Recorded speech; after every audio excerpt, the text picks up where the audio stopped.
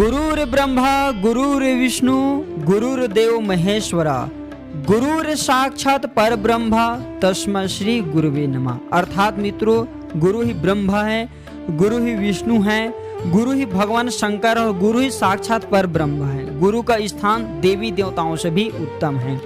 तो 13 जुलाई 2022 को गुरु पूर्णिमा है और जो गुरु पूर्णिमा है इस दिन भगवान वेद व्यास का जन्म हुआ था। भगवान वेद व्यास 18 पुराण की रचना किए हैं और जो 4 वेद हैं इसके भी रचना किए हैं। जो भगवान वेद व्यास हैं समाज में ज्ञान का प्रसार और प्रचार किए, इसलिए इसके जन्म दिवस को गुरु पूर्णिमा के नाम से मनाया जाता है। और इस दिन गुरु पूर्णिमा के दिन अपने गुरु की कृपा प्राप्त करने का सबसे अच्छा दिन माना जाता है। तो आज के वीडियो में मैं आप लोगों को बताऊंगा गुरु पूर्णिमा के दिन अगर आप घर में अपने ये 3 पौधा लगा लेते हैं, 3 में से कोई भी एक पौधा लगा लेते हैं तो कभी भी आपके घर में धन की कमी नहीं होगा।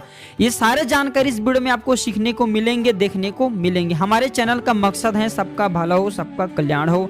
हम वह सरल से सरल आसान विधि बताते हैं। प्राचीन ज्ञान चैनल के माध्यम से आप सभी दर्शकों को वह सरल जानकारी सिखाते हैं जिन जानकारी से आप जो है सुखी रह सके, धन वैभव से परिपूर्ण बन सके, आपके जीवन में कोई परेशानी उसे छुटकारा पा सके। हमारे चैनल का मकसद है समाज का भला करना। तो मित्रों, कुछ ऐसे पौधा होते हैं जो लक्ष्मी को आकर्षित करते हैं, जैसे कि खुशबूदार पौधे। खुशबूदार पौधे से माँ लक्ष्मी आकर्षित होता है। इसी के साथ में जो कांटेदार पौधे होते हैं इससे माँ लक्ष्मी घर से भागते हैं। कभी भी अपने घर में सजावट के लिए या फिर घर में किसी भी कार्य के लिए कांटेदार पौधे बिल्कुल ही मत लगाना, इसे शास्त्रों में लगाना वर्जित बताया गया है।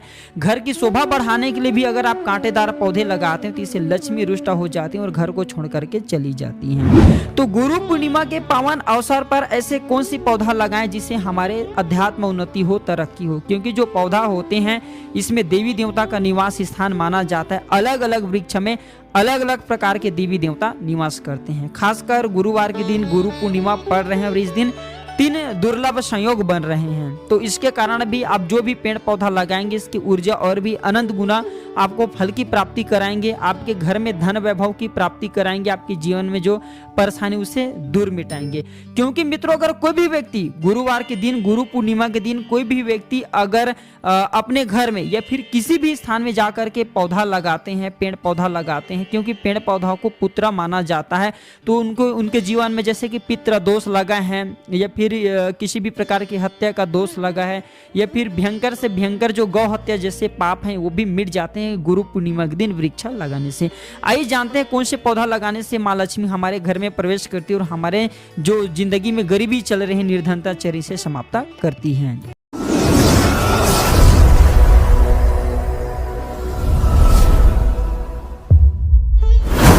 तो मित्रों, पहला पौधा है चंपा और चमेली।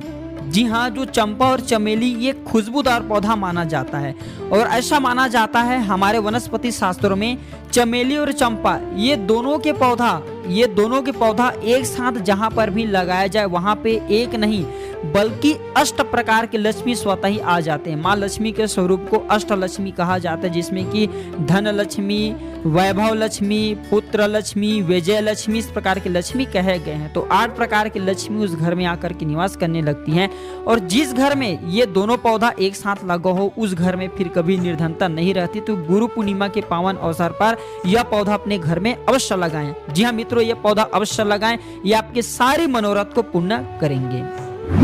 दूसरे नंबर पे आते हैं विष्णु कांता का पौधा, जिसे हम अपराजिता के नाम से जानते हैं। ये पौधा जिस घर में लगा होता है उस घर के व्यक्ति की कभी पराजय नहीं होती। किसी भी क्षेत्र में देख लीजिए, उस घर के व्यक्ति की कभी भी पराजय नहीं होती। चाहे वह व्यक्ति जैसे कि पॉलिटिक्स में जाता है, चाहे वह व्यक्ति किसी भी प्रकार के कोर्ट कचहरी का मामला में चला जाए, वकील है, तो ये पौधा जिस घर में लगा होता है कभी भी उसका हानि नहीं होता। ऐसे व्यक्ति हमेशा अपराजित रहता है। विष्णु कांता पौधा को लक्ष्मी भी कहा जाता है, इसे माँ लक्ष्मी का स्वरूप माना जाता है। तो अपराजिता नाम के पौधा का सृष्टि में सर्वप्रथम ब्रह्मदेव ने रचना की थी।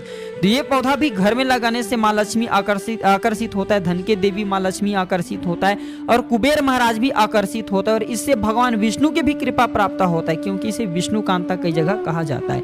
तो ये पौधा घर में लगाने से भी हमारे घर में अन्न धन की बढ़ोतरी होता है, हमारे घर में धन की कमी नहीं होती।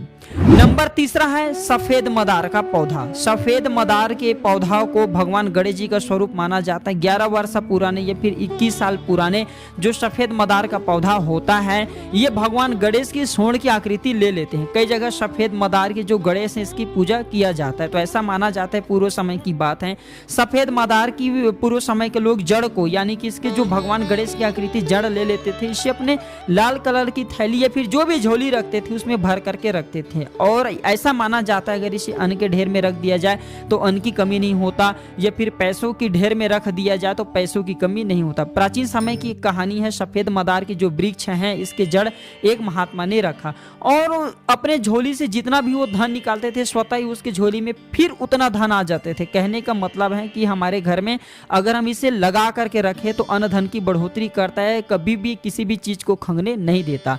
तो आप भी अगर जल्द धनवान बनना चाहते हैं, आपके जीवन में किसी भी वस्तु का अभाव है, धन का अभाव है, तो ये 3 में से कोई भी एक पौधा अपने घर में अवश्य लगाएं। ये पौधा लगाने से आपकी अध्यात्म उन्नति होगा। अब जहां भी जाइए आपको तरक्की मिलेगा, माँ लक्ष्मी आपके घर में निवास करेंगे, सभी प्रकार के देवी देवताओं के आशीर्वाद प्राप्त होंगे।